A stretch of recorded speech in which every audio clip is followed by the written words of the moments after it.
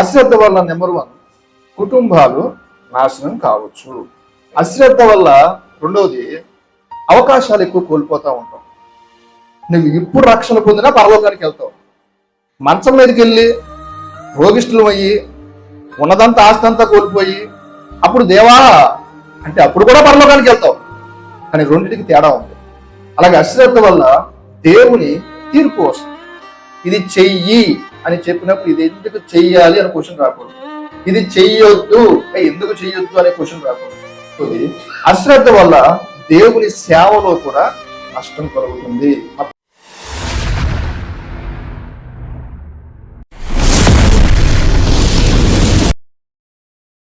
యిర్మీయా గ్రంథం 48వ అధ్యాయం 10వ వచనం.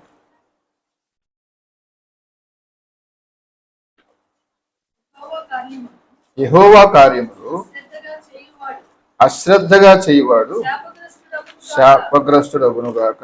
చాలు. యెహోవా కార్యములు అశ్రద్ధగా చేయువాడు శాపగ్రస్తుడు అవునుగాక.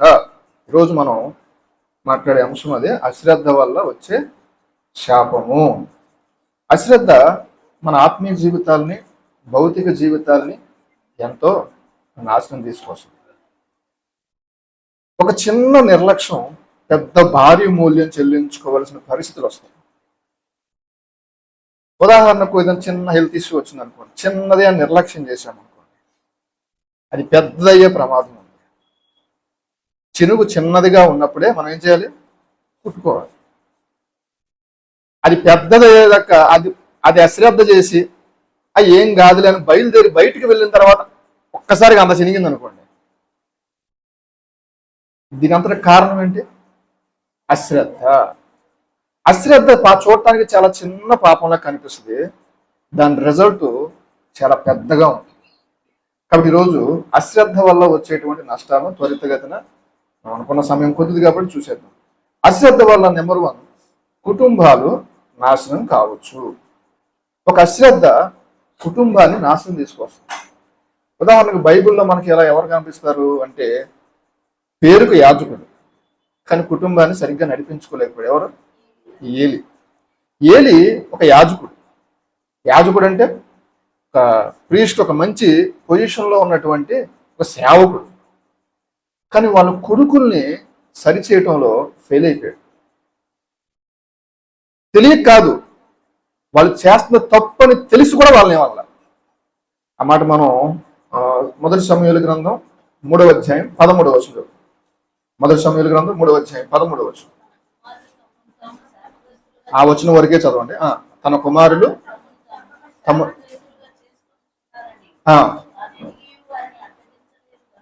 ఎరిగి ఏంటది?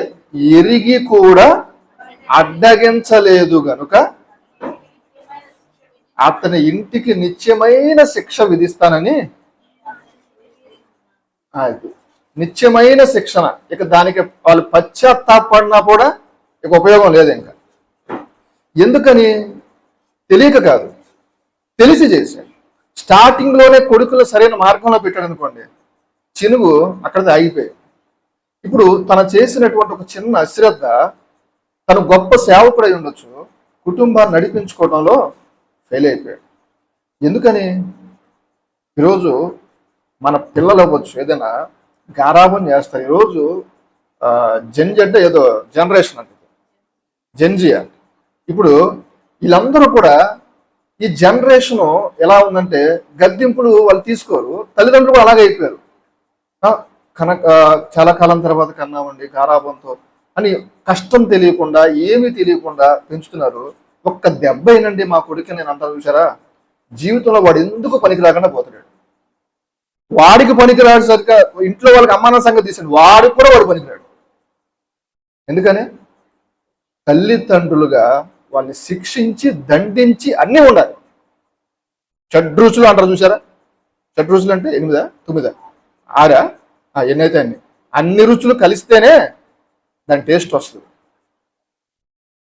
గారాబం ఉండాలి, ప్రేమ ఉండాలి, అన్నీ ఉండాలి. బెత్తము వాడని వాడు తన కుమారునికి విరోధని సామెతల గ్రంథం 13:24 ఉంటుంది. ఏంటంటే బెత్తము వాడకపోతే కుమారునికి విరోధి. ఈరోజు మన పిల్లల్ని దండించి వాళ్ళు నాశనం చేయట్లా, గారాబం చేసి వాళ్ళు నాశనం చేస్తారు. నేను ఒక్క మాట అన్నండి, నేను చెయ్యొత్తానండి. ఎందుకు ఎత్తావు? Your failure mother, your failure father. అలా పెంచావంటే తప్పు చేసినప్పుడు కర్ర ఇరిగిపోవాలి. కర్ర ఇరిగిపోయినా తప్పు లేదు, రేపొద్దున వాళ్ళ జీవితం ఎరగకుండా ఉంటుంది. ఈరోజు కర్ర ఇరిగితే భయం ఉండాలి తల్లిదండ్రులు. ఈరోజు తల్లిదండ్రులు అంటే భయం ఎక్కడ ఉంటుంది చెప్పండి? ఒకప్పుడు నాన్న వస్తున్నాడంటే తలుపు చివర భయపడతా ఉండేవాళ్ళు. ఇప్పుడు అమ్మ దగ్గర నాన్న దగ్గర ఉంటున్నారు ఎక్కువ. అంటే ఒకప్పుడు ఆ భయం ఉంది కాబట్టి పిల్లలు సరిగ్గా ఉన్నారు. ఈరోజు నాన్న అంటే భయం లేదు, అమ్మ అంటే అసలే ఉండదు. ఎవరికి? పెద్దోడికి కాదు, 2-3 ఏళ్ళ పిల్లలకు కూడా భయం ఉండట్లా. ఎందుకని? మన పెంపకాలు అలా ఉన్నాయి. ప్రేమ ఉండాలి, ప్రేమ కూడా తట్టుకోనంత ప్రేమ ఉండాలి, దండన కూడా అలాగే ఉండాలి. ఇప్పుడు ఇలా గద్దించకపోవడం వల్ల ఫలితం వీళ్ళ జీవితంలో ఏం జరిగింది? 2 కుమారులు చచ్చిపోయారు. ఈ ఎంతగానో ఆరాధించి ఒక ఇజ్రాయేల్ ప్రజలకు గొప్పదైనటువంటి మందసం ఒక అన్యుల చేతికి చిక్కింది. ఏలికి ఒక హఠాన్ మరణం సంభవించి అక్కడ చచ్చిపోయాడు. ఒక తండ్రి అశ్రద్ధ మొత్తం కుటుంబాన్ని నాశనం చేసింది. ఇక్కడ తండ్రి అనే కాదు, తల్లి అయినా సరే. ఒక కుటుంబ యజమానుడి యొక్క అశ్రద్ధ ఆ కుటుంబాన్ని నాశనం చేసింది పూర్తిగా. వీరి వల్ల పాఠం ఏంటి? కుటుంబ బాధ్యతను అశ్రద్ధగా తీసుకుంటే శాపం తప్పదు. మనకేదైనా ఒక బాధ్యత, అది సేవ అవ్వచ్చు, కుటుంబ యజమానుడు అవ్వచ్చు, కుటుంబం కావచ్చు, ఉద్యోగం కావచ్చు, ఆ బాధ్యత విషయంలో అశ్రద్ధగా ఉన్నావా, దానివల్ల తప్పదు భారీ మూల్యం. మనకి యాడ్లు వస్తాయిగా, గుట్కా తింటే తప్పదు భారీ మూల్యం. కానీ చిన్న అశ్రద్ధ మన కుటుంబానికి తప్పదు భారీ మూల్యం. అలాగే అశ్రద్ధ వల్ల రెండవది అవకాశాలు ఎక్కువ కోల్పోతూ ఉంటాం. మనం చూస్తే ఆదికాండంలో 25వ అధ్యాయం 29 నుంచి ఏం కూర అండి అది? కలగూర వంటకు. చికెన్ బిర్యానీలు కాదు, మటన్ బిర్యానీలు కాదు, ఏంటిది? కలగూర. మేము రక్షణ పొందినప్పుడు సంక్రాంతికి ఎప్పుడు కలగూర వంటకాలు చేసేవారు ఇంట్లో. నాకు అస్సలు నచ్చదు. ఏంటి కూర, ఈ కలగూర ఏంటి అసలు ఇది అని చెప్పి ఇంట్లో ఎగ్గొడవ చేసేవారు. మరి ఈ వ్యక్తికి ఇది ఎలా నచ్చిందో, కలగూర వంటకాన్ని వండుచుండగా ఏశావు అలిసిన వాడై పొలములో నుండి వచ్చి ఎర్రగా. ఇప్పుడు కావాల్సింది కంటికి ఇంపైంది కావాలి. తర్వాత రోడ్డు మీదకి వెళ్తే గుమ్మగుమ్మలాడే స్మెల్ వస్తుంది. ఆ స్మెల్ చాలు. తిన్న తర్వాత నాకు ఆరోగ్యం పోయినా పర్లేదు, గ్యాస్ ట్రబుల్ వచ్చినా పర్లేదు, రాత్రంతా గ్యాస్ ట్రబుల్తో నిద్ర పోకపోయినా పర్లేదు, కానీ ఇమీడియట్ గా ఆ కొంచెం సేపు ఉన్నటువంటి ఆనందాన్ని నేను భరించేయాలంతే. ఆ స్మెల్కి నేను ఆ క్రేవింగ్ తట్టుకోలేకపోతున్నాను. ఆ ఎర్రగా ఉంది చూసారా, అది నేను తినాల్సిందే.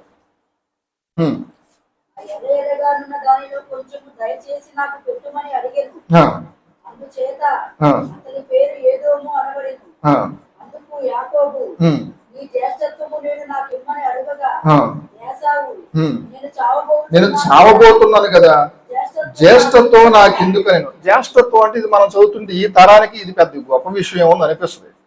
కానీ ఆనాడు ఇజ్రాయేల్ ప్రజలకి జ్యేష్ఠత్వం అంటే దేవుడు ఇచ్చిన పెద్ద బహుమానంగా స్వీకరించేవారు. జ్యేష్ఠుడికి 200 ఆశీర్వాదం. ఒక జ్యేష్ఠత్వం అంటే దేవుడు ఇచ్చిన ఆధిక్యతగా భావించేవారు అప్పుడులో. ఇప్పుడు అది పెద్ద విషయం కాకపోవచ్చు. చెప్పాలంటే ఇప్పుడు ఇంట్లో పెద్దోడికి అన్ని కష్టాలు, కానీ అప్పుడు జ్యేష్ఠుడు అంటే గొప్పగా చూసేవారు. అలాంటి జ్యేష్ఠత్వాన్ని దేనికోసం? కేవలం ఒక అశ్రద్ధ, ఒక నిర్లక్ష్యంతో ఏం చేశాడు? ఒక టెంపరీ దానికోసం తాకట్టు పెట్టేశాడు, ఇచ్చేసాడు అంతే పూర్తిగా. అది కూడా ఏంటి? ఇది ఎవరిని తృణీకరించినట్టు? జ్యేష్ఠత్వాన్ని తృణీకరించాడంటే దేవుని తృణీకరించాడు. ఎందుకంటే ఇచ్చింది ఎవరు? దేవుడు. ఇప్పుడు ఒక వస్తువుని మనం తృణీకరిస్తున్నామనుకో, నిన్ను ప్రేమించి ఒక గిఫ్ట్ ఇచ్చారండి ఎవరో నీ మీద ప్రేమతో, నువ్వు ఆ వస్తువు నాకు వద్దని ఇసురు కొట్టావు అనుకోండి, నువ్వు ఎవరిని తృణీకరించిన వస్తువుని కాదు, ఇచ్చిన వ్యక్తిని ప్రేమ. అంతేనా? ఇప్పుడు దేవుడు ఎంతో ఈ వ్యక్తిని ప్రేమించి జ్యేష్ఠత్వాన్ని ఇచ్చాడు. జ్యేష్ఠత్వాన్ని బహుమానం ఇస్తే ఈ జ్యేష్ఠత్వాన్ని తృణీకరించాడంటే ఎవరిని తృణీకరించాడు? దేవుణ్ణి తృణీకరించాడు. ఒక చిన్న నిర్లక్ష్యం దేవుని తృణీకరించడానికి కారణమైంది. అతని జ్యేష్ఠత్వం అమవేయగా యాకోబు ఆహారమును చిక్కుడుకాయల వంటకమును ఏసావుకి ఇచ్చాను. అతడు తిని త్రాగి లేచిపోయాడు. అట్లు ఏసావు తన జ్యేష్ఠత్వాన్ని తృణీకరించాడు. అంటే ఆల్మోస్ట్ దేవుణ్ణి తృణీకరించాడు కేవలం ఒక అశ్రద్ధ వల్ల. ఒక సేవకుడు ఏసావు తన జ్యేష్ఠత్వ ఒక హక్కును, ఇది తిండి కోసం, కేవలం తిండి కోసం. ఈరోజు విశ్వాసుల్లో మితమైన తిండి ఉండటం చాలా ప్రాముఖ్యం. ముఖ్యంగా సేవకులు పేరుకు విశ్వాసులు అంటే అందరూ కాదు, కొంతమంది అయ్యారు ఏం కావాలి మీకు, అది వండిచ్చినా ఇది వండిచ్చినా అని ఫోన్ చేస్తారు. అక్కడికి వెళ్ళి కడుపు నిండా పెట్టిన తర్వాత వెనక్కి తిరిగి వచ్చే మాటలు కొన్ని, అందరూ కాదు. అది కావాలని ఇది కావాలని అడుగుతాడు, ఎంత ఎంత ఎంత తింటాడు అని మాటలు విన్నా నేను, తెలుసా. అందుకనే ఈరోజు పాపం సేవకుడు కూడా కడుపు నిండా తింటాను కూడా లేదండి. తింటే ఒక మాట వస్తుంది, తినకపోతే ఒక మాట వస్తుంది. సేవకులు కూడా నాకు తెలిసి మితంగా ఉండడం చాలా బెటర్. ఇలాంటి వాళ్ళు ఉంటారు కాబట్టి మితంగా వెళ్ళామా, వద్దమ్మా కొంచెం తినేసి వచ్చేసాను. పైకి అది ఈ సామెతల గ్రంథంలో ఉంటుంది కదా మాట, అది తిను ఇది తినే, కానీ లోపల అంతరంగంలో ఏం చేస్తాడు అంతా కూడా లెక్కలు వేసుకుంటాడంట. ఎంత తింటున్నాడు ఏంట్రా బాబు, అత్తెమ్మంటున్నాడు ఇత్తెమ్మంటున్నాడు, చేపల కూర కావాలంట, మటన్ కావాలంట, చికెన్ కావాలంట, అది కడుపా చెరువా ఎంత తింటున్నాడు. అంటే ఇవన్నీ కూడా ప్రాక్టికల్ ఎక్స్పీరియన్స్ నేను చేశాను కాబట్టి ఎక్కడికి వెళ్ళినా పిలిచినాడు ఇంతే తింటా. చేప ఉన్నాయి వద్దు, చికెన్ ఉంది వద్దు. అందుకని చాలా మితంగా తినటం చాలా ప్రాముఖ్యం. ఎందుకంటే ఇలాంటి మాటల నుంచి తప్పించుకోవచ్చు. ఎందుకంటే అందరూ పైకి కనిపించేంత అందమైన విశ్వాసులు కాదు, అందరూ పైకి కనిపించేంత అందమైన సేవకులు కాదు, ఇద్దరిలోనూ ఉన్నారు. మనం ఒక యథార్థమైన సేవకుడు ఆకలేసిన తిందామనుకున్నా కూడా తినలేని పరిస్థితులు ఆట సేవకు విశ్వాసుల దగ్గరికి వెళ్తే. కాబట్టి మనకు మనమే అన్ని విషయాల్లో మితంగా ఉండటం చాలా ప్రాముఖ్యం. పౌలు అన్నాడా లేదా, అన్ని విషయాల్లో, అన్ని అంటే తిండి విషయంలో ఉంటుంది, అన్ని విషయాల్లోనూ ఉంటుంది, మితముగా ఉండాలి. ఇంకా అశ్రద్ధ వల్ల ఫలితం అవకాశాన్ని కోల్పోతాం. ఒక అశ్రద్ధ, ఫర్ ఎగ్జాంపుల్ మనకి 8 గంటలకి ఏలూరులో ఒక ఇంటర్వ్యూనో ఎగ్జామ్ ఉంది. అది అది అది కనుక మనకు సక్సెస్ అయితే మంచి జాబ్ రెడీగా ఉంది. మనకు 2 అవకాశాలు ఉన్నాయి.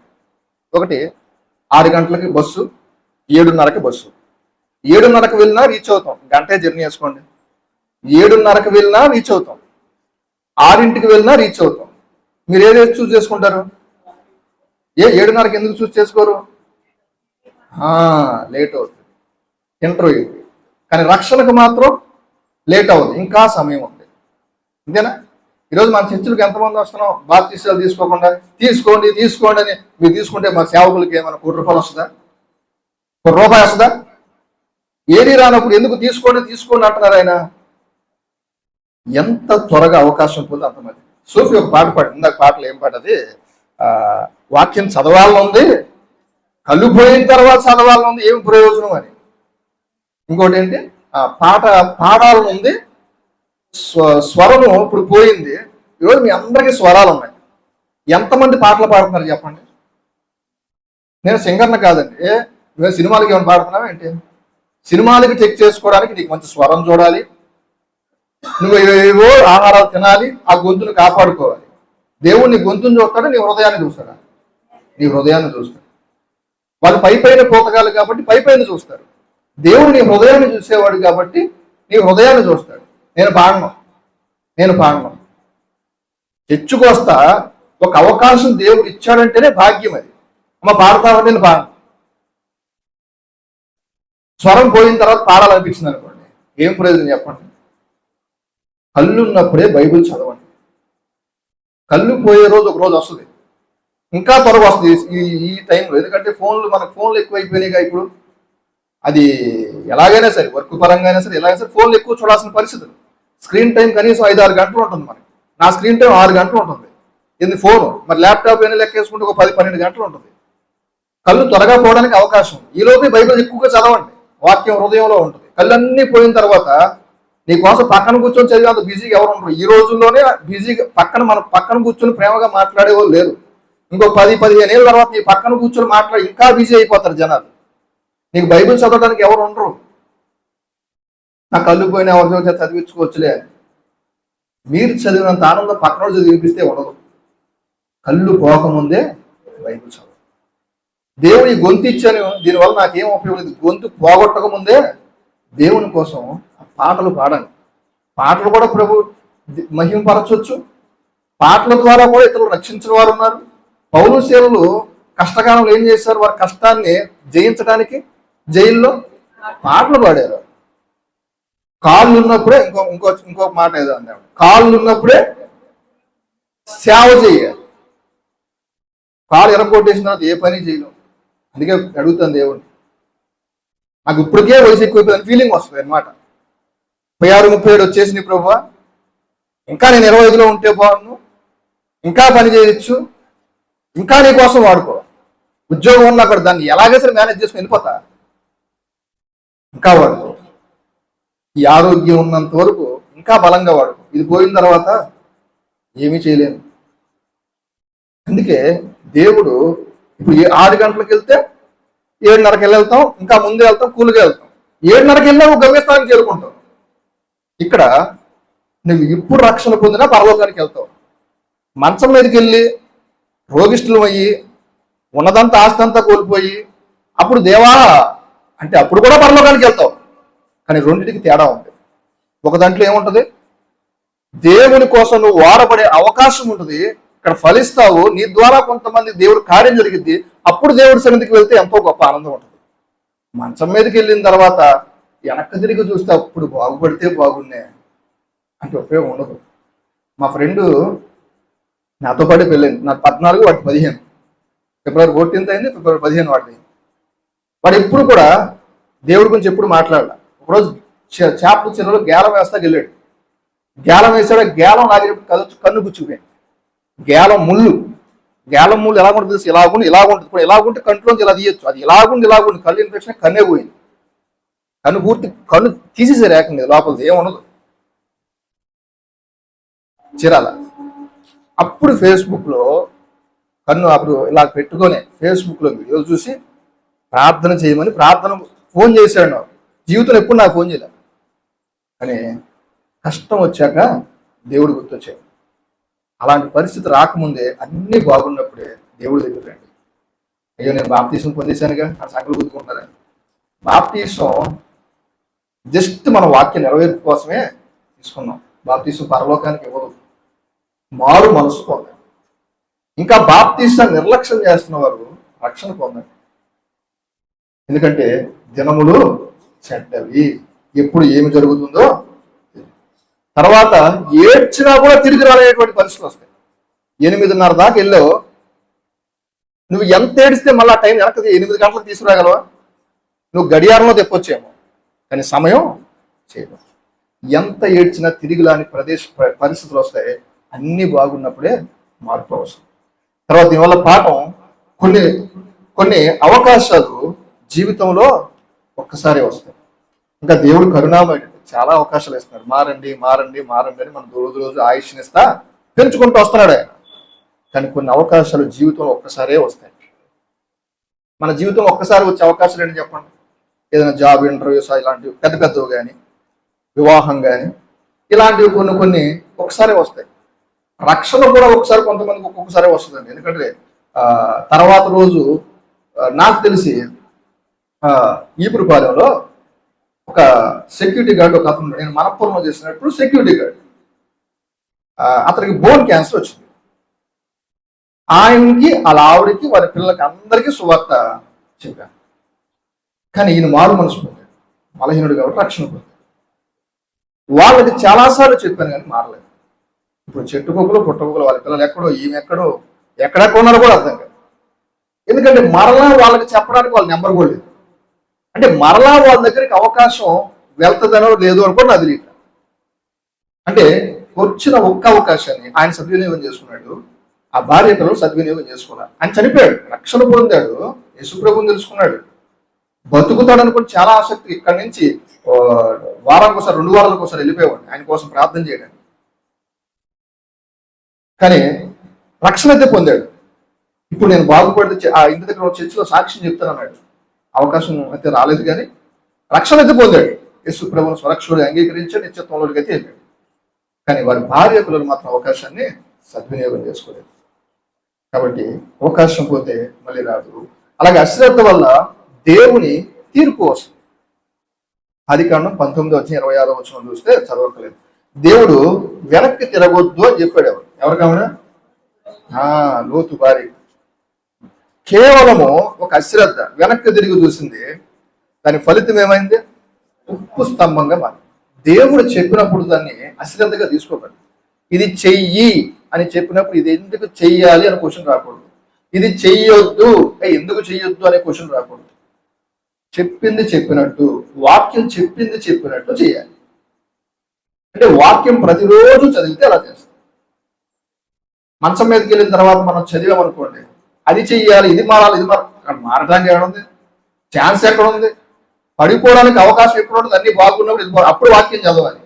నేను ఇప్పుడు చదవను, 60 ఏళ్ళు వచ్చినప్పుడు చదువుతా. 60 ఏళ్ళు వచ్చినప్పుడు నువ్వు కుర్చీలోంచి 60-70 ఏళ్ళు వచ్చిన కుర్చీలోంచే కదలలేవు. నువ్వు ఆ వాక్యం గద్దింపు నీకు ఉపయోగమే ఉంది, చదివి ఉపయోగమేమో, అంతేనా? 10th క్లాస్ పిల్లోడు 10th క్లాస్ సబ్జెక్టు చదివితేనే ఇంటర్ అప్పుడు ఆ ఎగ్జామ్కి ఉపయోగం. రేపు ఎగ్జామ్స్ కాబట్టి నేను 9th క్లాస్ బుక్స్ మళ్ళీ చదువుతాను, ఇంటర్మీడియట్ బుక్స్ చదువుతాడు, ఉపయోగం ఉందా? అంటే ఏముందా? ఎప్పుడు చదవాల్సింది అప్పుడు చదవాలి. ఇంటర్మీడియట్కి వెళ్ళిన తర్వాత ఇంటర్మీడియట్ బుక్స్ చదవాలి. మళ్ళీ 10th క్లాస్ బుక్స్ చదువుతున్నట్టు ఉపయోగం ఉందా? అన్నీ బాగున్నప్పుడు మనల్ని నేర్పించేటువంటి గ్రంథాన్ని చదువుతూ ఉండాలి. అంతా అయిపోయిన తర్వాత చదివి ఉపయోగం లేదు. ఇంకా ఫలితం వెంటనే ఉప్పు స్తంభంగా మారిపోయింది. దేవుడు చెప్పిన మాటలను లైట్గా తీసుకుంటే చాలా ప్రమాదం. 4వది, అశ్రద్ధ వల్ల దేవుని సేవలో కూడా నష్టం కలుగుతుంది. మత్తయి సువార్త 25:1-13 మనకి బుద్ధి గల కన్యకులు ఎక్కలేదు, బుద్ధి గల కన్యకులు, బుద్ధి లేని కన్యకులు మనకు కనిపిస్తారు. యేసుక్రీస్తు వారు చెప్పిన 10 మంది కన్యకులు ఉపమానం మనం చూస్తే 5 జ్ఞానవంతురాలు, 5 బుద్ధి లేని వారు. ఈ జ్ఞానవంతురాలు వాళ్ళు ఎప్పుడు కూడా సిద్ధంగా ఉంటున్నారు. వాళ్ళు ఏంటిది? వాళ్ళు దేవుడు రాకడ ఎప్పుడు వస్తుందా? చాలా మంది జీవితాల్లో చూస్తానంటే ఈ పరసంబంధమైన విషయాల మీద దృష్టి పెట్టట్లా. వాడు అది అన్నాడు, నన్ను ఇది అన్నాడు, వాళ్ళు ఆ మాట అన్నారు, వీళ్ళు ఈ మాట అన్నారు అని భౌతికమైన విషయాల మీదే మనం దృష్టి పడుతున్నాం. అలా పెట్టినంత కాలం మనం బుద్ధి లేని కన్యకులమే. ప్రభు రాకడ త్వరితంగా ఉంది. ఈలోపు ఆడన్నాడు, ఈడన్నాడు, ఆడనాలు ఈడనాలని పెట్టుకుంటే మనం ఏంటి? ఇంకా సిద్ధపడలేదు అని అర్థం. బుద్ధి లేని కన్యకులు ఏం చేశారు? సిద్ధపడలేదు. వాళ్ళకి కావాల్సిన దివిటీల్లో నూనె లేదు. అంటే ఆ రక్షణ పొందారు, కానీ ఆ రక్షణకు సంబంధించినటువంటి ఆ ఫలం వారి జీవితాల్లో లేదు. కాబట్టి ప్రభు ఒకసారిగా వచ్చేసాడు, ఆ పెండ్లి కుమారుడు వచ్చేసాడు. బుద్ధిమంతులలో సిద్ధపడరు. ఎవడేమనుకుంటే నాకెందుకు, వాళ్ళు ఏమనుకున్నారు నాకెందుకు, వాళ్ళతో నాకు గొడవలు వద్దు, వీళ్ళతో నాకు గొడవలు వద్దు, నా ఆత్మీయ జీవితాన్ని నేను కాపాడుకుంటాను అని బుద్ధి కలిగి ఉన్నారు. చూసారా? బుద్ధి లేని వాడు గొడవ పడతాడండి. వాడు ఏదో అన్నాడు అనుకో, నేను అనాలి. ఇప్పుడు టిట్ ఫర్ ట్యాక్ అంటారు చూసారా? వాడు అనాలి, ఆడన్నాడు, నేను అనేయాలి. అలా అంటేనే మన ఆహారం చల్లారిద్ది. కానీ దేవుడికి కావాల్సింది అది కాదు. అన్నాడా, ఆయన్ని పక్కడిచిపెట్టు, నువ్వు దేవుని వైపే చూడు. నీ పరిస్థితులు తారుమారు అవుతున్నాయా? దేవుని వైపే చూడు. బుద్ధి కలిగి ఉండు. బుద్ధి కలిగి ఉంటే ఎలా ప్రవర్తించాలో అలా ప్రవర్తించు. అప్పుడు దేవుని రాకడ వచ్చినా నువ్వు సిద్ధంగా ఉంటావు. ఫలితం వరుడు వచ్చాడు, జ్ఞానవంతులు లోపలికి వెళ్ళారు, అశ్రద్ధగా ఉన్నవారు బయటకు మిగిలిపోయారు. వీళ్ళందరూ 10 మంది కూడా యేసు ప్రభువుని ఎరిగిన వాళ్ళే. కానీ దాంట్లో 50% మాత్రమే దేవుని వాక్యానుసారంగా శ్రద్ధ కలిగి ఉన్నారు. శ్రద్ధ అంటే ఈరోజు శ్రద్ధ, మళ్ళీ రేపు నుంచి శనివారం వరకు అశ్రద్ధ కాదు. ఎప్పటి వరకు? ప్రభు రాకడ వరకు కూడా మన భక్తిలాగే ఉండాలి. ఆదివారం వచ్చి గొప్పగా మంట మండతాం, సోమవారం చప్పని సలారిపోవడం, ఇది కాదు మన భక్తి. 5 జ్ఞానవంతురాలు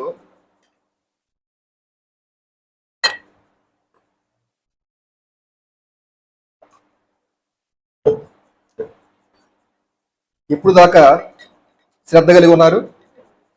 పెండ్లి కుమారుడు వచ్చే వరకు కూడా శ్రద్ధగా ఉన్నారు. నీ భక్తి 40 రోజులకి పరిమితం కాకూడదు. ఈరోజు చూడండి, 40 రోజులు ఉపవాసం ఉంటారు. అసలు ఉపవాసం అనే దాని అర్థమే మార్చేశారు ఈరోజు. బైబిల్లో ఉపవాసాలు లేని ప్రార్థనలు ఉన్నాయి, కానీ ప్రార్థనలు లేని ఉపవాసాలు లేవు. అర్థమైందా? బైబిల్లో ఉపవాసాలు ఉండి ప్రార్థనలు ఉన్నాయి, కానీ ప్రార్థన లేని ఉపవాసాలు లేవు. కానీ ఈరోజు మనం ఉపవాసం ఉంటాం, మన ఉద్యోగాలు చేసుకుంటా ఉంటాం, ఇంటి పనులు చేసుకుంటా ఉంటాం. ఉపవాసం అంటే తిండి మానేసామని కాదు, తిండే ఉపవాసం కాదు. తిండి ఎందుకు పెట్టారంటే మనం ఎక్కువగా అనుదిన జీవితంలో ఉంటుంది కాబట్టి. అది యేసుక్రీస్తు వారి టైంలో అప్పుడే సెల్ ఫోన్ ఉంటే సెల్ ఫోన్ ఉపవాసం కూడా ఉండేది బైబిల్. ఉపవాసం అంటే ఏంటో తెలుసా? నీకు ఇష్టమైనది ఇది నేను లేకుండా కూడా నేను జయించగలను ప్రభువా, అది ఉపవాసం. నీకు నాన్ వెజ్ ఇష్టం, ప్రతిరోజు నాన్ వెజ్ ఇష్టం, నా దేవుని కోసం నాకు ఇది లేకుండా నేను బ్రతకలేనంత ఎందుకు మనం ఉండాలి? నేను దీని విషయం ఉపవాసం ఉంటాను. 40 రోజులు ఉపవాసం ఉండొచ్చు.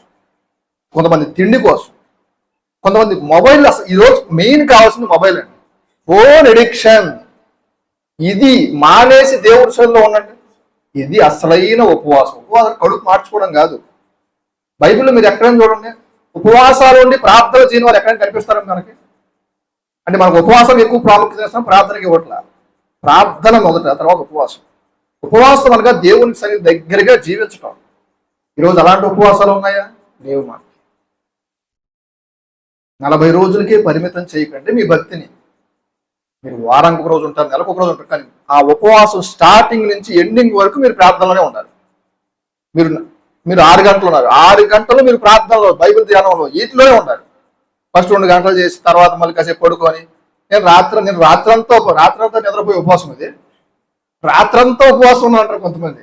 ఇది 10 కానీ తెల్లవారు, అది అందరూ ఉంటారు. అది మీరు రాత్రంతా ఉపవాసం ఉన్నానండి, ఇది నిద్రపోవడం ఉపవాసమా? దేవుని సన్నిధిలో ప్రారంభం నుంచి ఎండింగ్ వరకు నువ్వు ప్రార్థనలో గడిపితే అది ఉపవాసం. ఉదాహరణకు రైతు పొలంలో మంచి విత్తనాలు వేసాడండి, కానీ తర్వాత అశ్రద్ధ చూసుకోలేదు. కొద్ది రోజుల తర్వాత కలుపు మొక్కలు పెరిగాయి, పంట నాశనం అయింది. ఇప్పుడు పొలం చెడిపోవడానికి కారణం ఏంటి చెప్పండి? చెత్త విత్తనం వేసినందుక కాదు, అశ్రద్ధ. నువ్వు మంచి విత్తనాలే వేసావు, కానీ జస్ట్ అశ్రద్ధ చూసావు, కలుపు మొక్కలు వచ్చేసినాయి. నువ్వు నీ ఆత్మీయ జీవితంలో కొన్ని కలుపు మొక్కలు వస్తాయి. ఎప్పుడు ఒకసారిగా రావు కలుపు మొక్కలు అన్నీ, ఒకసారి రాత్రి వచ్చేస్తాయా? ఒక్కొక్కటి పెరుగుతా పెద్ద అయిపోతాయి. స్టార్టింగ్లో దాన్ని తుంచేసావు అనుకోండి, అక్కడితో పోతాయి.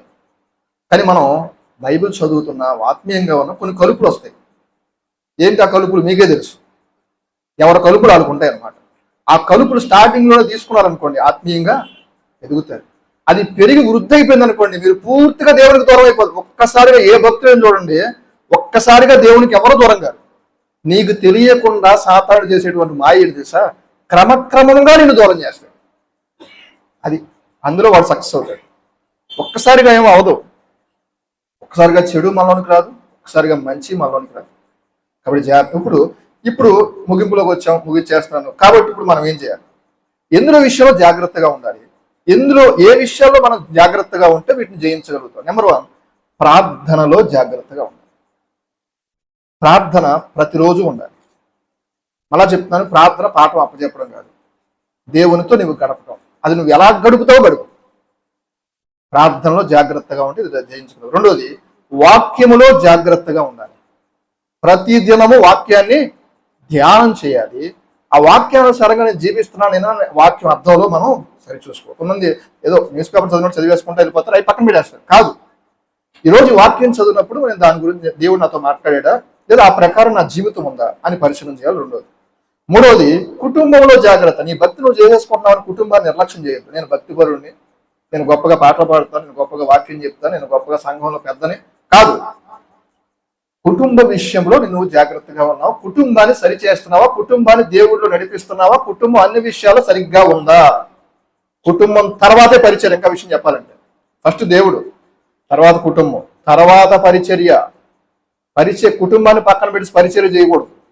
కుటుంబాన్ని సరి చేసుకుంటూ నీ భార్య, నీ పిల్లలు, వీళ్ళని సరి చేసుకుంటూ కుటుంబాన్ని దేవుళ్ళు కట్టుకుంటూ నీ పరిచర్య చేయాలి. తర్వాత 4వది, దేవుని సేవలో జాగ్రత్తగా ఉండాలి. అన్ని విషయాలు నాకు చెప్పాను కదా, చిన్నదే, ఇంకా సేవ విషయంలో చాలా ఉన్నాయి. దేవుని సేవలో జాగ్రత్తగా ఉండాలి. అందుకే కొరింథీయులకు రాసిన మొదటి పత్రిక 5వ అధ్యాయం 15వ అధ్యాయం 58వ వచనంలో ప్రభు కార్యములో ఎల్లప్పుడూ అభివృద్ధి చెందను. చూడండి, కొరింథీయులకు రాసిన మొదటి పత్రిక 15వ అధ్యాయం 58వ వచనంలో చివరి లైన్ అనుకుంటా.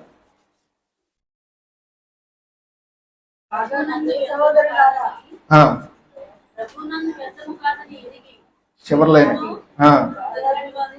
ప్రభు కార్యాభివృద్ధి యందు ఎప్పుడు కూడా ఆసక్తి. దేవుడి కార్యం జరుగుతుంది ఆసక్తి. పాటలు పాడమన్నాడు సేవకులు, ఒక ఆసక్తి. అది ఏదైనా సరే, దేవుడి సంఘంలో పరిచర్య ఉంది, ఆసక్తి. ప్రభు అది ఏ పడైనా సరే ఆసక్తితో మనం చిన్న మాటలో చేరండి. అశ్రద్ధ వల్ల అవకాశాన్ని కోల్పోతాం, రెండోది ఆశీర్వాదం పోతుంది, మూడవది చివరికి శాపం వస్తుంది. కాబట్టి జాగ్రత్తగా నడిస్తే ఈ ఆశీర్వాదాలు మనకు లభిస్తాయి. ఈరోజు చిన్న అశ్రద్ధ అనేది పెద్ద పాపం కాదు, కానీ జీవితాన్ని నాశనం చేస్తుంది. మనం ఏ విషయంలో అశ్రద్ధగా ఉన్నాం, ఆత్మీయంగా కానీ భౌతికంగా కానీ మనం పరిశీలన చేసుకుందాం.